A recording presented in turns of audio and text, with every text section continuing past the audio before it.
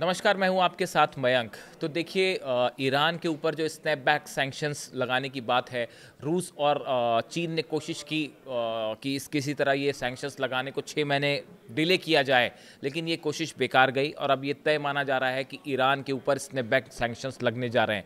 लेकिन इस बीच में एक बड़ी खबर आई है ईरान के न्यूक्लियर प्रोग्राम को लेकर। आप जान ही रहे होंगे, आपने सब जगह पढ़ा होगा, लेकिन आज हम इसकी चर्चा इसलिए कर रहे हैं ताकि आप ये समझ सकें कि इसकी इनसाइड स्टोरी क्या है। रूस और ईरान के बीच में $25 बिलियन की न्यूक्लियर प्लांट की डील हुई है। $25 बिलियन, हिसाब लगाइए आप कितनी बड़ी डील है ये। और इस डील के तहत ये बात तय हुई है कि रूस ईरान में 8 नए परमाणु रिएक्टर्स लगाने जा रहा है। देखिए, 8 परमाणु रिएक्टर, एक तरफ अमेरिका, पूरा यूरोप मिलके ईरान के परमाणु कार्यक्रम को रोकने में लगा हुआ है, उसी बीच रूस ने $25 बिलियन की ईरान के साथ डील की है 8 नए न्यूक्लियर प्लांट्स को लेकर। देखिए, रोस्टॉम जो है रशिया की एजेंसी है न्यूक्लियर प्रोग्राम्स को लेकर, इसके प्रमुख जो हैं एलेक्सी लिखाचेव और ईरान के उपराष्ट्रपति मोहम्मद इस्लामी ने बुधवार को मॉस्को में एक समझौते पर हस्ताक्षर किए। रोस्कॉम ने इससे स्ट्रैटेजिक प्रोजेक्ट बताया। वहीं इस्लामी ने बताया कि ईरान के 2040 तक 20 गीगावाट परमाणु ऊर्जा क्षमता हासिल करने के लक्ष्य के तहत 8 नए परमाणु संयंत्र, परमाणु प्लांट, न्यूक्लियर प्लांट ईरान में लगाए जाएंगे। ये सब रूस के द्वारा निर्मित होंगे और इसकी क्षमता लगभग 1 गीगावाट है। ईरान में गर्मियों के समय हमने देखा कि बड़ा पावर क्राइसिस होता है। इस प्लांट्स के लगने के बाद ये पावर क्राइसिस पूरी तरह से खत्म हो जाएगा। ये सब के सब छोटे पावर प्लांट्स होंगे।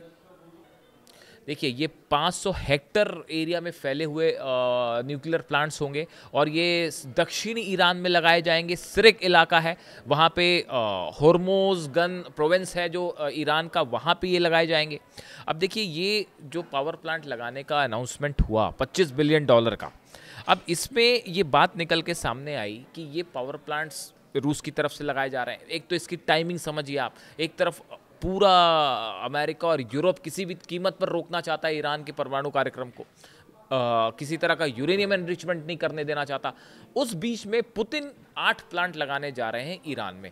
अब इसके पीछे, ये देखिए, खबर बड़ी आसान लग रही है ये, लेकिन इसके पीछे एक बड़ा विजन है ईरान का, खामेनी साहब का और पुतिन का एक बहुत बड़ा विजन है। अब आप इसको समझने की कोशिश करिए कि स्थिति क्या है।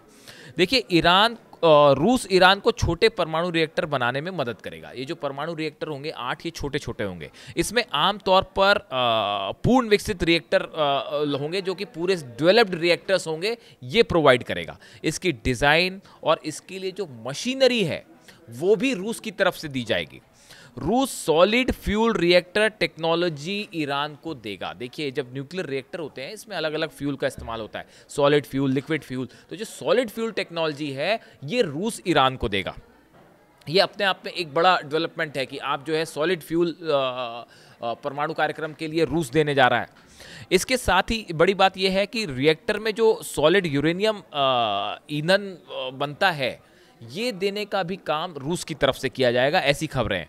और अगर ये सब सामान, मशीनरी और ये फ्यूल रूस की तरफ से दिया जाता है तो ईरान को रेडिएशन कंट्रोल और एनर्जी प्रोडक्शन के लिए जो ज़रूरी चीज़ें हैं वो भी रूस देगा।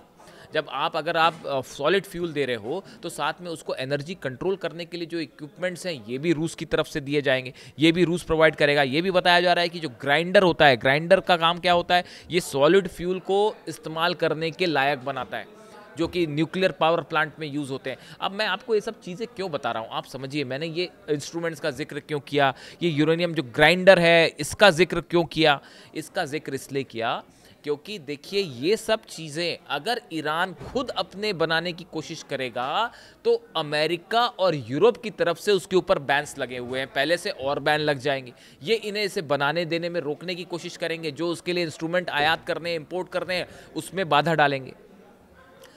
रूस के साथ इस समझौते का नतीजा ये होगा कि ये टेक्नोलॉजी रूस खुद ईरान को देगा। देखिए बात ये है, ईरान की तरफ से खुद कहा गया हम परमाणु बम नहीं बनाना चाहते। अमेरिका और यूरोप को ये डर है कि भाई ये परमाणु बम बना लेगा अपने न्यूक्लियर प्लांट में। रूस ने कहा ठीक है, अगर आपको ये डर है हम रूस को छोटे न्यूक्लियर प्लांट्स बना के देते हैं, जिसमें जितने इंस्ट्रूमेंट हैं वो भी हम प्रोवाइड करेंगे, फ्यूल भी हम प्रोवाइड करेंगे, उसको कंट्रोल करने के लिए जो कंट्रोलर्स चाहिए वो भी हम प्रोवाइड करेंगे, ग्राइंडर्स जो होता है वो भी हम प्रोवाइड करेंगे। यानी ये पूरा साजो सामान रूस की तरफ से दिया जाएगा। इस सिचुएशन में ना अमेरिका उस पर आपत्ति जता सकता, ना यूरोप आपत्ति जता सकता।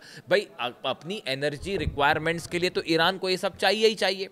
तो अगर आप फोर्दो, इस्फहान और नतांज में जो न्यूक्लियर रिएक्टर्स हैं ये बड़े रिएक्टर्स हैं, यहाँ पे जो इंस्ट्रूमेंट्स लगे हैं इसका इस्तेमाल परमाणु बम बनाने में किया जा सकता है फौरन। लेकिन रूस का कहना ऐसा है कि हम जो छोटे छोटे 8 रिएक्टर्स दे रहे हैं ईरान को, इससे ईरान की ज़रूरतें पूरी होंगी। इसका विरोध करना अमेरिका के लिए भी मुश्किल होगा और यूरोप के लिए भी मुश्किल होगा। अब आप देखिए, विज़न देखिए यहाँ पे ईरान का और रशिया का, कि हम आपको छोटे न्यूक्लियर रिएक्टर्स लगा के देते हैं, पूरा इक्विपमेंट्स भी हम प्रोवाइड करते देखते हैं, ताकि वेस्ट को उससे कोई तकलीफ भी ना हो और ईरान की जो ज़रूरतें हैं, मेडिकल फैसिलिटीज़, इलेक्ट्रिक फैसिलिटीज़, जो बाकी एनर्जी जहाँ पे कारखानों में इस्तेमाल होती है, ये सब ज़रूरतें भी पूरी हो। हर बार बात जंग की नहीं होती जनाब, बात होती है डेवलपमेंट की, कि आप अपने देश का औद्योगिक विकास कैसे कर रहे हैं, अपने देश की इलेक्ट्रिसिटी की ज़रूरतें कैसे पूरी कर रहे हैं, आप वाटर सप्लाई के लिए जो आपको एनर्जी चाहिए वो कैसी पूरी कर रहे हैं, आपके इंडस्ट्रीज़, कारखाने चलने के लिए आपके पास बिजली है कि नहीं। इसलिए एक बड़ा कंसर्न खामेनी साहब का और ईरान का ये भी है कि जब जंग होगी तो जवाब देंगे। वो तो पूरी दुनिया ने देख लिया, उस पर बात करने का कोई मतलब नहीं है। वो तो जब भी इजराइल ने हमला किया वो देखा आपने कि क्या क्या किया ईरान ने, मिसाइल मार मार के क्या हाल हुआ इजराइल का। अब ज़रूरत है इस बात की कि ईरान को, जब शांति काल है, जब युद्ध नहीं हो रहा है, तो तेजी से ईरान की ज़रूरतें पूरी की जाए, ईरान का इंफ्रास्ट्रक्चर मजबूत किया जाए, ईरान का साजो सामान तेजी से मजबूत किया जाए। डिप्लोमेसी के लेवल पे ऑलरेडी काम हो रहा है, सैंक्शंस रोकने की कोशिश हो रही है। ईरान की डिप्लोमेसी, मैंने आपको बताया, बड़ी बेहतरीन डिप्लोमेसी रही पिछले कुछ सालों में, वहाँ अलग काम हो रहा है।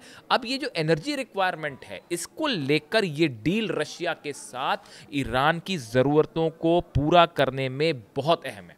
देखिए, हमने हाल ही में देखा, अली खामेनी साहब का बयान आया कि अमेरिका के साथ न्यूक्लियर बातचीत का कोई परिणाम नहीं निकलेगा, ये एक डेड एंड है। उन्होंने कहा कि हर बार अमेरिका ने अपना स्टैंड बदला, अमेरिका ने जो है वो ईरान को धोखा दिया, इस तरह की बातें आई उनकी तरफ से, और कोई बातचीत करने का कोई मतलब ही नहीं है।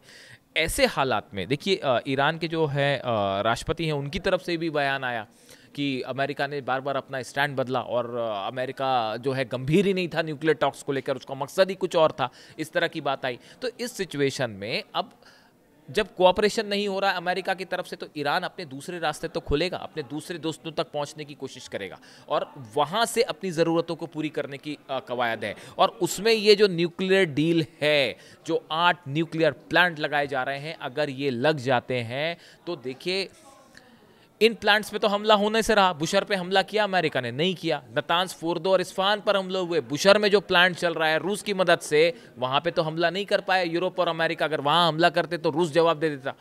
तो अब ये 8 न्यूक्लियर प्लांट अगर लग जाते हैं तो ईरान की बहुत बड़ी ज़रूरत जो है इलेक्ट्रिसिटी की, वो पूरी हो जाएगी। और इसको लेकर ना अमेरिका आपत्ति जता पाएगा, ना यूरोप आपत्ति जता पाएगा।